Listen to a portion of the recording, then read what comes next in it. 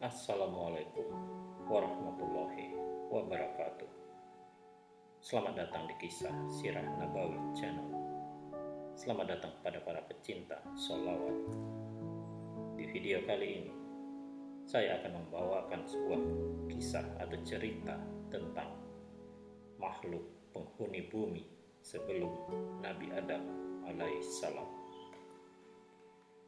Teka-teki makhluk penghuni bumi yang diciptakan sebelum Nabi Adam akhirnya terungkap.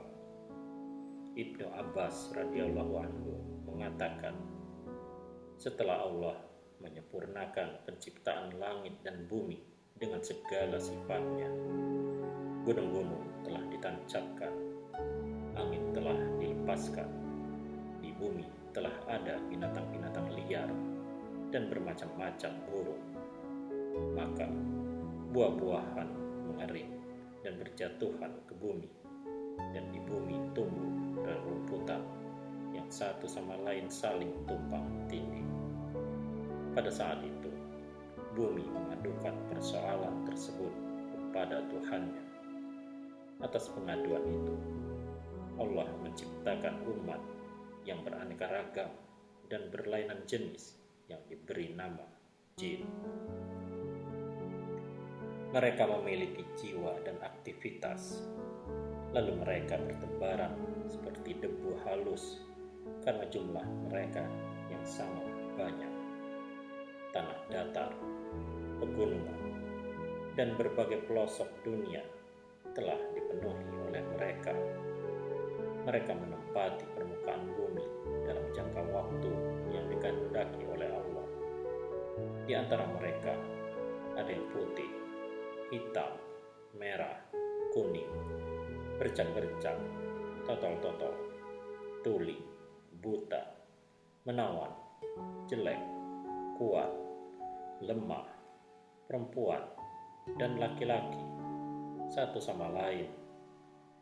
Mereka melakukan perkawinan dan melahirkan keturunan. Mereka disebut jin karena mereka samar atau tidak kelihatan. Setelah mereka menyesaki bumi dan dunia kian menyempit karena mereka terus bertambah pula bencana karena mereka, maka Allah mengirimkan angin topan kepada mereka. Angin tersebut membinasakan mereka. Hanya sedikit dari mereka yang tersisa. Mereka adalah yang pertama kali membuat rumah, membelah batu, memburu burung dan binatang liar lainnya.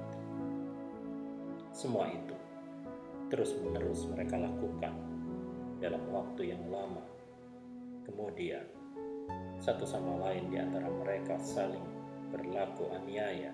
Akibatnya mereka saling berperang.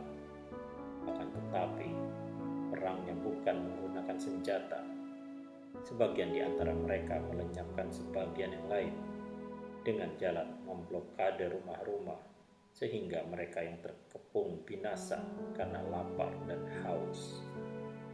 Setelah tindakan perusakan yang dilakukan, mereka kian memuncak. Maka Allah mengirimkan umat yang berasal dari laut kepada mereka yang jasad-jasadnya lebih besar daripada mereka yang bentuknya lebih menakjubkan, yang disebut dengan bin. Umat tersebut menyerbu mereka sehingga kaum jin binasa, tidak satu pun yang tersisa. Jin tinggal di bumi kurang lebih 500 tahun. Setelah itu, bumi dikuasai oleh bin. Mereka menikah satu sama lain, melahirkan keturunan, dan berkembang biak semakin banyak sehingga bumi kian penuh. Sebagian di antara mereka suka membenak ke bumi lapis ke-7 dan menetap di sana untuk beberapa hari. Bagi mereka tidak ada tempat yang terhalang. Mereka adalah yang pertama kali menggali sumur, membuat sungai, dan mengalirkan air dari sumber-sumbernya dan dari laut. Mereka adalah yang pertama kali membuat mesin atau roda, membangun jembatan di atas air, menangkapi ikan di lautan, dan memburu binatang-binatang liar di wilayah yang tidak berpenduduk. Oleh karena itu, semua binatang, baik di daratan maupun di lautan, mengadukan urusan tersebut kepada Allah, dan kerusakan yang disebabkan oleh mereka kian bertambah. Maka Allah menciptakan jan. Ibnu Abbas radhiyallahu anhu mengatakan, Allah menciptakan jan dari nyala api. Beliau juga mengatakan bahwa jan adalah golongan jin laki-laki. Mereka memiliki jenis yang beraneka ragam. Di antara mereka ada yang disebut dengan nahabir, ada juga yang disebut nahamir.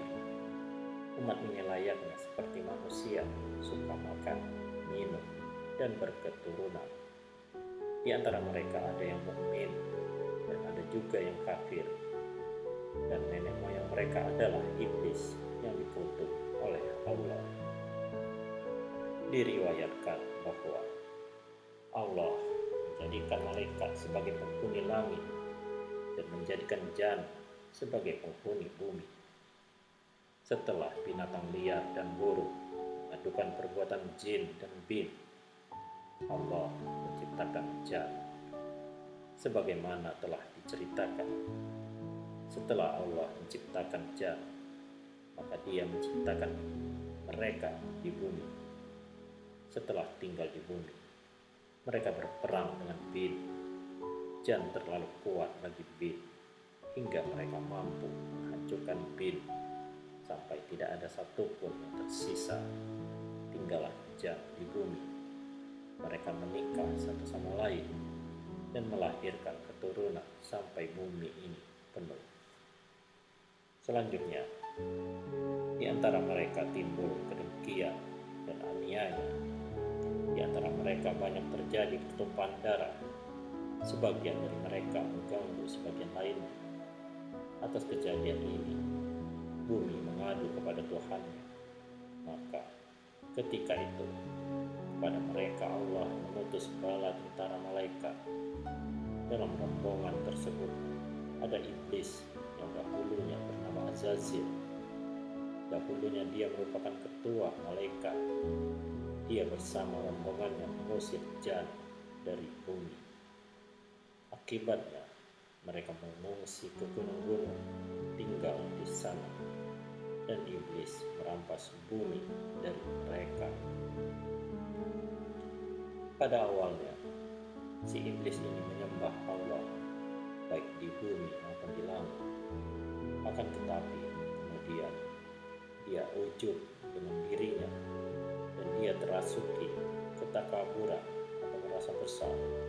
Dalam keadaan demikian, Allah melihat apa yang ada di dalam hatinya. Maka Zat yang Maha Agung berfirman, ingatlah ketika Tuhanmu berfirman kepada para malaikat, sesungguhnya aku hendak menjadikan seorang khalifah di muka bumi. Mereka berkata, mengapa engkau hendak menjadikan khalifah di bumi itu, orang yang membuat kerusakan padanya dan menumpahkan darah? Apakah padahal kami senantiasa bertasbih dengan memuji engkau dan mensucikan engkau. Tuhan berfirman, sesungguhnya aku mengetahui apa yang tidak kamu ketahui. Quran Surat Al-Baqarah ayat 30. Kalimat man yufsidu fiha pada penggalan kalimat di atas lebih tepat jika bukan diartikan sebagai orang, tetapi kan lebih tepat jika dimaknai sebagai makhluk. Sehingga dari peninggalan kisah yang diceritakan Ibnu Abbas radhiyallahu anhu tadi terungkap sudah pernyataan para malaikat, mengapa engkau menjadikan khalifah di muka bumi itu yang akan membuat kerusakan padanya dan menumpahkan darah. Maksudnya seperti makhluk-makhluk yang diceritakan terdahulu, yaitu jin dan jin, sebab mereka telah melakukan kerusakan di muka bumi. Mereka telah melakukan kerusakan di muka bumi dan menumpahkan darah. Lalu, siapakah sosok manusia purba yang fosil-fosilnya ditemukan dan diketahui berumur ratusan juta tahun lalu?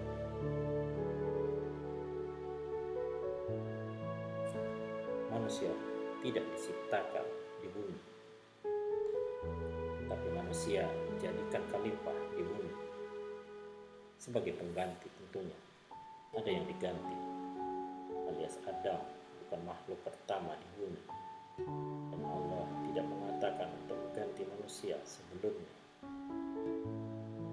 tapi pengganti makhluk di bumi, yaitu Abu Jam dan Banu Jam. Mereka itu adalah penghuni bumi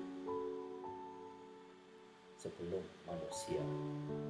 Bentuk basariahnya tak jauh berbeda dengan manusia, maka Anda bisa buktikan bahwa makhluk selain manusia punya badan yang sama seperti manusia, yaitu Banu Jan, anak turun Jin, juga Banu Ban, anak turun Demit. Maka ketika bumi rusak oleh mereka diusir, bahkan dibasmi oleh para malaikat, hingga mereka berlari terbirit-birit dan mencari tempat yang jauh dari anak Adam.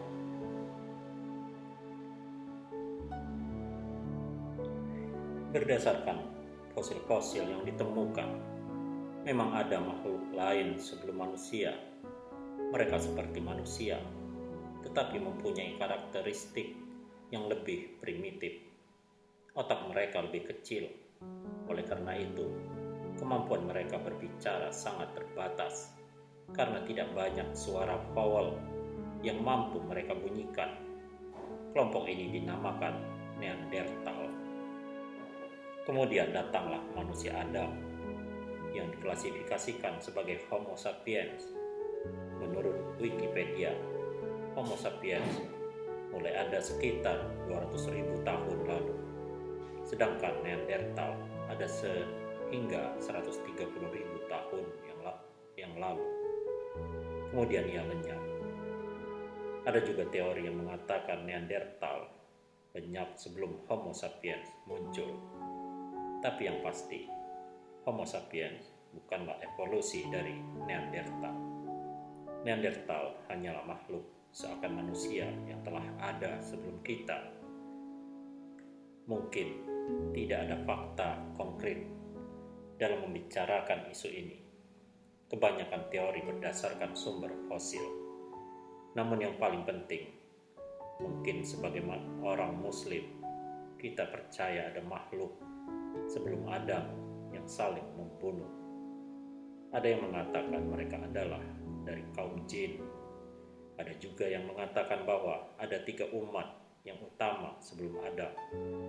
2 diantaranya dari kaum jin, sedangkan kaum yang ketiga adalah dari golongan yang berbeda dari jin, karena mereka ini berdarah dan berdaging. Golongan ketiga ini adalah mereka yang dimaksudkan sebagai man yufsidu fiha wa yasfikut dima, golongan yang membuat kerusakan dan menumpahkan darah, seperti yang diulas oleh malaikat di dalam Quran surat Al-Baqarah 30. Ini pendapat yang dilontarkan oleh Al-Maqdisi. Dahulu kala, ketika zaman Bani Adam belum ada, sedangkan bumi yang baru dihuni oleh penghuni pertama yang diciptakan dari cahayanya, Tuhan telah membuat makhluk baru yang berada di sisinya, yang bernama Abu Jan atau bapak seluruh jin. Abu Jan adalah awal mula dari Banul Jan atau anak jin baik yang lalu hingga sampai akhir zaman. Banu Jan adalah penghuni kedua sebelum bangsa manusia lahir ke bumi. Iblis ketika itu belum lahir ke bumi. Kelahiran iblis, generasi keempat dari bangsa jin. Tuhan bertitah kepada Abu Jan, "Dengan apa kamu meminta kepadaku, wahai Abu Jan?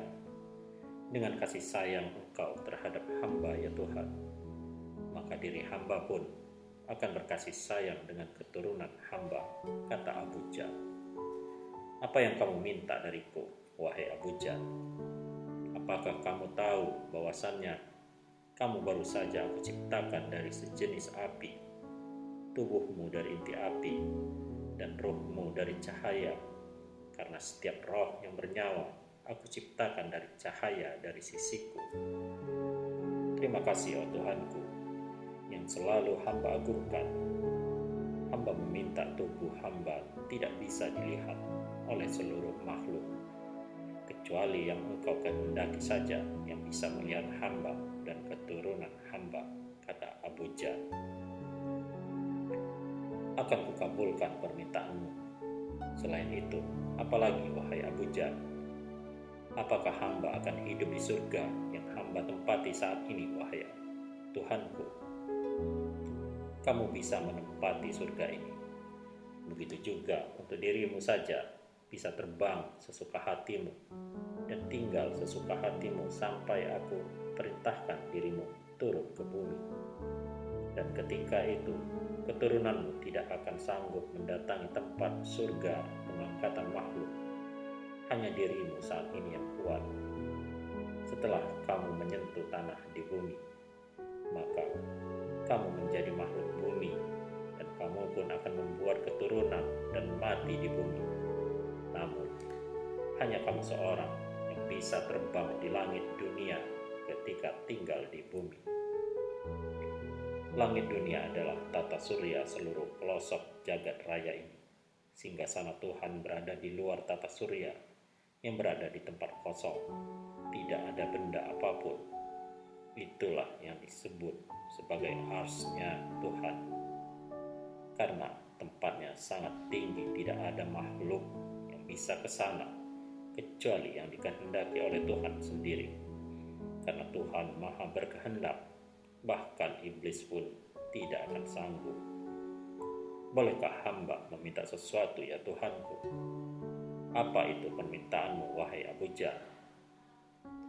Jika hamba engkau angkat sebagai pemimpin seluruh makhluk di bumi pada masa hamba, maka hamba meminta salah satu keturunan hamba nantinya yang bernama iblis, agar Tuhan berkenan dia tinggal di surga pengangkatan makhluk. Wahai Tuhanku, jadikanlah dirinya menggantikan hamba dan berikanlah kecerdasannya seperti yang hamba punya saat ini. Baiklah, jika nanti iblis lahir di bumi, maka akan aku angkat dia di sisiku dan akan aku beri hikmah dari ilmuku, sehingga dia pun pandai. Kekuatannya seperti penghuni pertama dan kecerdasannya melebihi makhlukku yang nanti aku ciptakan. Maka Abu Jan turun dengan kekasihnya, menghasilkan keturunan yang sangat banyak sambil beribadah kepada Tuhan. Beliau juga menjadi guru bagi anak keturunannya sampai beliau wafat. Setelah keturunan bertambah banyak, generasi inilah yaitu generasi Banu Jan yang kuat-kuat dan cerdas-cerdas. Ilmunya sangat hebat, karena zaman dari Abu Jan sampai Banu Jan yang kuat belum ada pembinasaan dari Tuhan. Jadi ilmu mereka bertambah terus sesuai bertambahnya umur mereka. Ketika generasinya iblis lahir di bumi, para Banu Jan berkoloni menjadi beberapa bagian, maka terciptalah 8 kerajaan di bumi dan 1 kerajaan di surga. Total kerajaan itu adalah 8 kerajaan yang sangat besar dan megah di bumi. Sedangkan iblis belum mempunyai kerajaan, walaupun dia disebut seorang raja, karena dia mendiami surga pengangkatan makhluk. Zaman dahulu kala, ketika zaman pertengahan Banul Jan, bumi masih kering dan tandus. Zaman ini sendiri ketika bumi belum terbentuk seperti sekarang, seperti air laut yang melimpah dan oksigen yang banyak. Air tawar pun masih sedikit, namun air di laut melimpah karena tidak semelimpah seperti sekarang yang sangat-sangat melimpah. Bahkan saat ini lautnya lebih luas dibandingkan dengan tanahnya sendiri. Dahulu oksigen sangat tipis, karena Banul Jan adalah makhluk yang menghirup oksigen sangat sedikit. Walaupun bagaimanapun, jika api ingin menyala, tetap saja membutuhkan udara, walaupun itu sangat sedikit sekalipun. Begitulah kehidupan Banul Jan yang membutuhkan sedikit oksigen untuk bernapas. Berbeda dengan manusia yang boros sekali dengan udara dan air. Setelah kerajaan terbentuk menjadi 8 kerajaan, yaitu kerajaan kakak-kakaknya iblis, karena iblis sendiri diangkat ke surga seperti permintaan bapaknya iblis. Kerajaan ini dibagi menjadi 8 wilayah di muka bumi, yaitu kerajaan bagian selatan, kerajaan bagian utara, kerajaan bagian timur, kerajaan bagian barat, kerajaan bagian bawah atau dasar bumi, karena mereka bisa menembus ke tanah, bahkan bermandikan dengan magma pun tidak apa-apa, karena tubuhnya lebih panas dibandingkan dengan magma bumi. Kerajaan bagian atas atau langit bumi, yaitu tinggal di sekitar atmosfer bagian atas bumi. Kerajaan bagian darat atau di atas tanah, dan kerajaan di air seperti di laut, danau, dan aliran sungai. Dan yang ke-9, kerajaan iblis, yaitu berada di sisi Tuhan tempatnya, surga pengangkatan makhluk. Kerajaan iblis di luar alam semesta dunia. Namun sungguh ironik, kerajaan Banul Jan di muka bumi sungguh disayangkan. Mereka sangat suka perang dan saling membantai dengan yang lainnya. Tidak hanya itu, mereka juga suka membantai makhluk lain di bumi. Kerajaan satu dengan kerajaan yang lainnya saling menyerang. Mereka berkeinginan menguasai kerajaan yang lain. Beribu-ribu tahun kerajaan ini melakukan peperangan dan penindasan dengan kerajaan lain. Ketika terjadi peperangan dari 8 kerajaan ini, iblis yang keturunannya paling dimuliakan dari mereka lahir ke dunia, dan seketika itu juga iblis diangkat ke surganya Tuhan. Iblis hidup di surga dengan para penghuni pertama, karena penghuni pertama telah diciptakan dari cahaya. Penghuni pertama juga menempati dari bumi sampai langit paling atas. Kehidupan mereka mengabdi kepada Tuhan. Salah satunya adalah mengangkat arsy-Nya agar menggantung. Inilah yang akan ditiru oleh iblis dengan istana yang menggantung di atas permukaan bumi, yang salah satunya berada di segitiga Bermuda. Iblis sangat cerdas dan pandai. Dia mempunyai kehebatan yang luar biasa, tiada tandingannya, tentunya selain Tuhan sendiri. Bahkan penghuni pertama pun merasa takjub dengan kehebatan yang dimiliki iblis. Suatu ketika mereka, 2 golongan yaitu iblis dengan golongan pertama, mengadakan paling lama ibadahnya kepada Tuhan. Misalnya, jika golongan pertama kuat puasa 1 hari tanpa makan, maka iblis kuat dalam 7 hari tanpa makan. Bayangkan, ibadah iblis kepada Tuhannya sungguh alim luar biasa. Karena alimnya dia, maka ilmu-ilmu kegaiban maupun ilmu materi dikuasai iblis sangat cepat. Iblis pun bersumpah di dalam darahnya dan jiwanya bahwa dia akan bersumpah menjadi penghulu bagi seluruh makhluk di alam semesta ini. Dia terus berusaha mencari ilmu-ilmu baru dan mencoba ilmu itu sampai di mana keberhasilan dalam mencapai ilmu tersebut. Ilmu iblis yang paling disukai dari sekian ilmunya adalah ilmu untuk mengetahui masa depan dari alam semesta ini. Bahkan dia pun tahu dengan ilmu ini jika nantinya bakalan ada penghulu baru menggantikan bangsanya. Diam-diam dia mempelajari dan mengumpulkan informasi siapa dia sebenarnya dan kehebatan apa yang dimilikinya maupun kelemahan dia itu apa saja.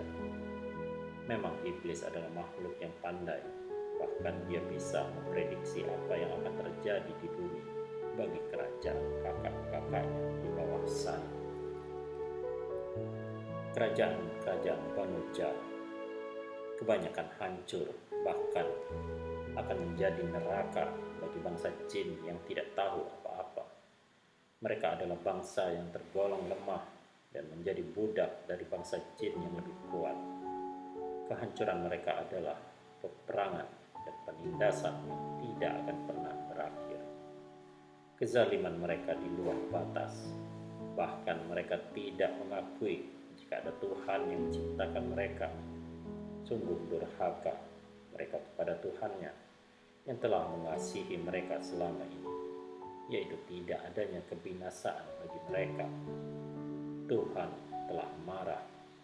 Bumi bergoyang hebat disebabkan akan hancurnya bumi itu oleh siksaan para Banu Jar yang telah mengotori bumi dari kedurhakaan.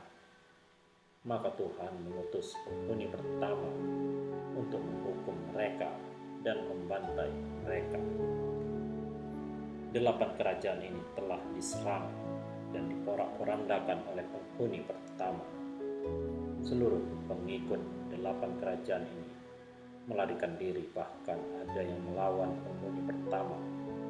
Namun, bukan tandingannya untuk melawan penghuni pertama. Mereka telah dikalahkan. Banyak yang mati di antara mereka. Tubuh mereka yang mati dibuang ke tengah laut, bahkan ada yang dibuang ke pulau-pulau kecil. Sedangkan Banu Jan yang pintar, yang telah melarikan diri bersembunyi di pulau-pulau yang kecil beriklim tropis, seperti untuk saat ini bersembunyi di wilayah Indonesia, karena negaranya berpulau. Untunglah yang bersembunyi ini selamat walaupun tidak mempunyai kerajaan lagi, karena kerajaan mereka hancur luluh. Sedangkan bangsa jin yang lemah, mereka diberi kebebasan untuk hidup. Mereka hidup damai dan tenang dengan terlepasnya bangsa Banu Jar yang lebih kuat dan sombong. Walaupun mereka dibantai, akan tetapi dari sebagian golongan yang masih kuat dan sombong bersembunyi dari incaran para penghuni pertama. Mereka selalu berpatroli mengitari bumi untuk mengetahui keberadaan para Banu Jar yang durhaka untuk melawan kepada Tuhan. Banu Jar yang pintar, pandai sekali berkamuflase sesuai dengan kepandaian mereka yang mengubah bentuk apapun itu. Kebanyakan mereka berubah bentuk menyerupai hewan di masa itu dan juga menyerupai tumbuh-tumbuhan yang rimbun. Pada waktu Banu Jar yang durhaka dihukum oleh Tuhan semesta alam, iblis ketika itu melihat mereka dari singgasananya, yaitu di luar alam semesta. Dia melihat bangsanya telah dibantai.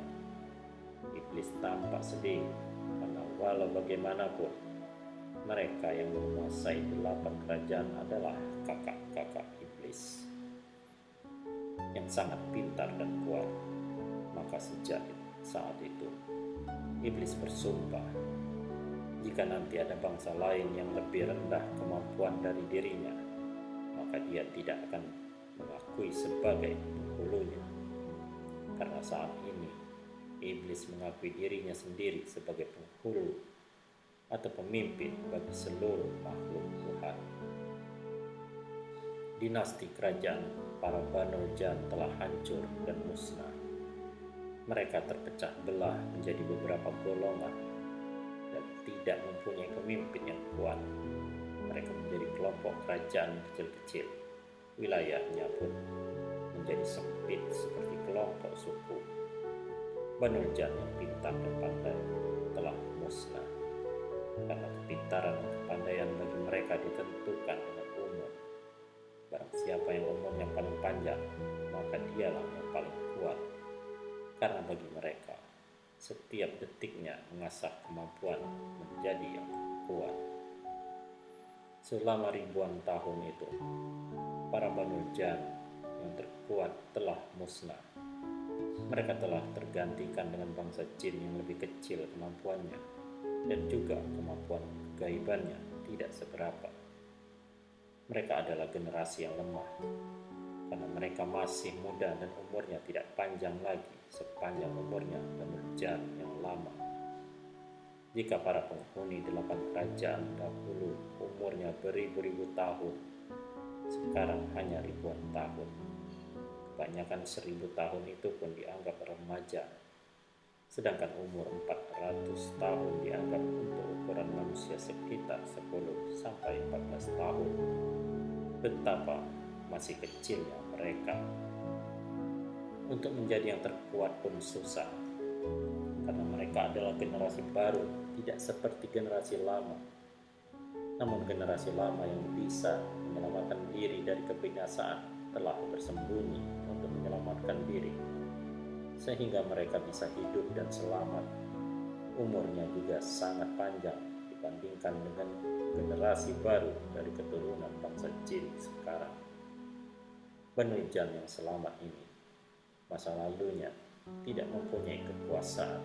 Sekarang mereka bisa bernapas lega karena mereka membawahi jin-jin yang baru lahir dan masih bodoh. Bangsa jin sekarang tidak seperti mereka yang ilmunya sangat banyak, terutama ilmu kegaiban. Namun tidak ada yang seperti iblis, apalagi menandingi kekuatannya pada zaman kemusnahan saudaranya. Karena dia adalah satu-satunya penguasa kerajaan yang masih utuh. Apalagi dia menguasai kerajaan di surga bersama dengan penghuni pertama. Iblis saat ini adalah golongan Banu Jan yang paling kuat dari penguasa jin. Setelah kehancuran 8 kerajaan yang berada di muka bumi, 8 pemimpin kerajaan beserta para menteri dan penduduknya musnah. Sebagian kecil saja yang selamat, itu pun dianggap lemah pada zamannya. Iblis mengetahui kejadian ini karena dia pandai meramal dan berhitung apa yang akan terjadi di masa yang akan datang. Walaupun dia bisa berhitung untuk masa depan nantinya seperti apa, ramalan iblis itu jauh dari kesempurnaan karena sifatnya bisa benar dan bisa juga salah. Namun, ramalan iblis hebat karena dialah raja dari segala raja jin. Ketika dia sedang meramal untuk masa depan itu, dia masih berada di singgasananya dekat dengan Tuhan dan penghuni pertama. Setelah puas dengan ramalan-ramalan yang dia punyai dan yang dia ketahui nantinya seperti apa, maka iblis turun ke bumi untuk melihat 8 kerajaan Banu Jan di bumi yang telah hancur. Dia telah menemukan kesenangan dan kebahagiaan yang luar biasa berada di bumi. Mulai saat itu, yang dinantikannya yaitu ketika kakinya menginjakkan ke bumi, maka iblis telah meninggalkan tahta kerajaan dan menanggalkan mahkota raja di surga, pengangkatan makhluknya. Dia merasa bangga di muka bumi karena ada makhluk yang sama dengan dia yang nantinya dapat menjadikan pasukan serta anak buah dari golongannya. Diam-diam, tanpa sepengetahuan Tuhan dan penghuni pertama, iblis membuat kerajaan baru di muka bumi. Kerajaan iblis menggantung di atas air. Kerajaannya sangat besar dan sangat luar biasa megahnya. Walaupun begitu, Tuhan tahu juga, karena Tuhan Maha Tahu. Karena kebesaran dan kekuatan karisma yang dimiliki iblis, maka seluruh jin di muka bumi, baik itu jin masa lampau yang umurnya sangat tua dan mempunyai kehebatan yang tidak patut lagi dipertanyakan, sampai jin yang muda-muda yang lemah dan pengalaman hidupnya masih sedikit, walaupun itu umurnya ratusan tahun. Seluruh bangsa jin tunduk dan takluk di hadapan iblis. Mereka pun merasa terhormat jika bersama iblis, karena iblis tersohor sebagai keturunan Banu Jan satu-satunya yang berada di luar alam semesta. Seluruh bangsa jin merasa bangga dan gembira jika mengangkat Banu Jan, jika mengangkat iblis sebagai raja baru mereka. Dialah junjungan yang bisa menyatukan seluruh jin menjadi kerajaan jin yang baru di muka bumi. Karena kerajaan di surga kosong, maka Tuhan semesta alam menciptakan makhluk baru lagi untuk menggantikan iblis sebagai raja baru. Makhluk baru ini juga menggantikan kepemimpinan bangsa jin di muka bumi yang nantinya akan membawai seluruh makhluk bumi. Karena iblis tidak terima dengan keputusan Tuhan, maka iblis beserta para pengikutnya yang setia mendapatkan kutukan dari Tuhan semesta alam. Seketika itu bangsa jin terpecah menjadi dua golongan.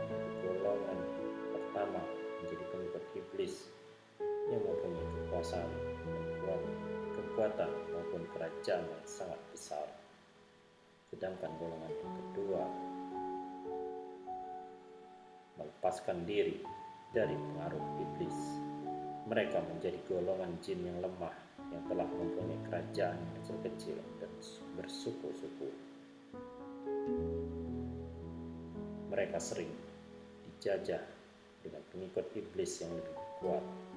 Peperangan di antara dua golongan saling berkecamuk karena berbeda keyakinan dan ideologi dari bangsa jin sampai akhir zaman. Al-Bashar adalah manusia sebelum Adam.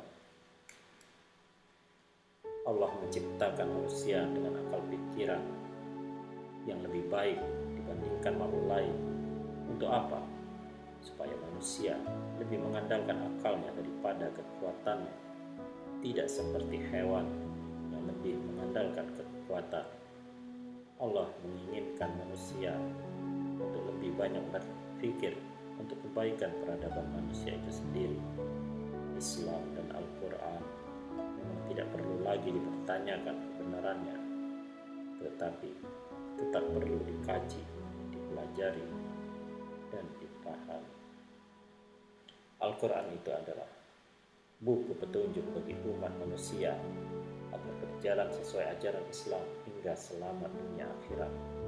Ibaratnya jika Anda membeli ponsel keluaran terbaru, Anda juga akan mendapatkan buku petunjuk penggunaan.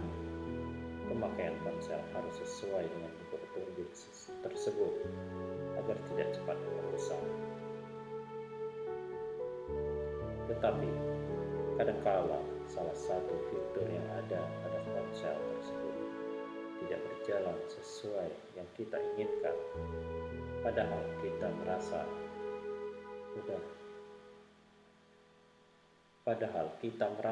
sudah menjalankan semua langkah sesuai buku petunjuknya. Apakah itu berarti buku petunjuknya salah? Kita tidak akan menyalahkan buku petunjuk tersebut. Yang kita lakukan adalah menyalahkan diri sendiri karena mungkin kurang memahami petunjuk-petunjuk yang ada. Selanjutnya, kita akan menghubungi orang lain yang lebih mengerti dengan penggunaan ponsel tersebut. Apakah itu vendor ponsel baru Anda atau teman-teman Anda? Itulah yang terjadi pada hari H99. Dia merasakan adanya kejanggalan, tetapi dia tidak menyalahkan agama. Kalau dia menyalahkan agama, forum yang dia buka tidak akan berbentuk diskusi. Dia menginginkan pencerahan, sesuatu yang dapat menghilangkan perasaan janggal dari pikirannya. Manusia purba memang pernah hidup ratusan juta tahun yang lalu, tapi manusia purba ini bukanlah Nabi Adam, karena Nabi Adam diturunkan ke bumi tidak sampai 8.000 tahun yang lalu. Sekitar tahun 5872 Masehi, manusia purba ini memang disebut Al-Bashar, sementara Nabi Adam dan keturunannya. Al-Bashar, manusia purba ini memang disebut Al-Bashar, sementara Nabi Adam dan keturunannya disebut Al-Insan atau Bani Adam. Al-Bashar ini awalnya diciptakan oleh Allah sama dengan makhluk lainnya, yaitu hanya dengan mengucap kun fayakun atau jadilah, tidak seperti Nabi Adam yang terbentuk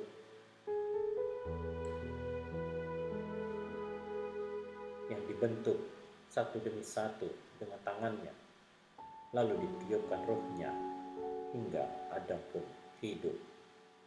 Seperti halnya hewan, Al-Bashar tidak memiliki ruh. Jadi jika dia mati, tidak ada ruh yang tertinggal untuk diadili di akhirat. Tapi Al-Bashar memang memiliki otak yang sekelas Al-Insan. Hanya saja Allah tidak membekali Al-Bashar dengan ilmu pengetahuan seperti halnya Nabi Adam. Al-Bashar mencari tahu sendiri bagaimana caranya membuat api, membuat senjata, membuat tempat perlindungan, berburu, dan menyembah azimat. Tetapi pada akhirnya adalah mereka hidup dari perang yang satu ke perang yang lainnya. Mereka tidak mengerti cara berdiplomasi karena memang tidak ada buku panduan yang mengajarkan mereka cara berdiplomasi. Sehingga akhirnya Allah mentakdirkan mereka untuk punah puluhan ribu tahun sebelum diciptakannya Adam. Saya tidak tahu bagaimana mereka punah, apakah karena perang, zaman es, atau telah T-Rex. Lalu seperti kita tahu, Allah mengatakan niatnya untuk menciptakan manusia Al-Insan sebagai khalifah di bumi.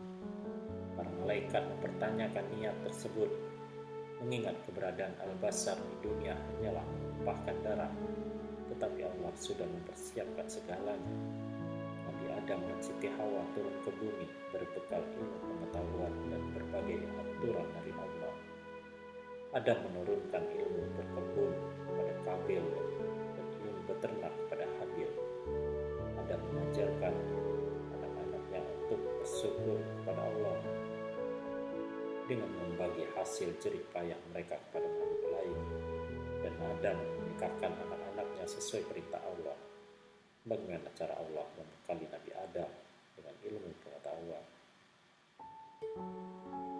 Bisa Anda baca pada surat Al-Baqarah ayat 30-33. Mohon pencerahannya kalau ada kata-kata yang tidak berkenan atau salah, mohon masukannya. Mohon tambahin juga kalau ada bukti-buktinya yang kurang sahih. Terima kasih telah mendengarkan atau menyimak video dari kami kali ini. Semoga ada hikmah yang bisa kita petik dari kisah kali ini. Wallahu a'lam bishawab. Wassalamualaikum warahmatullahi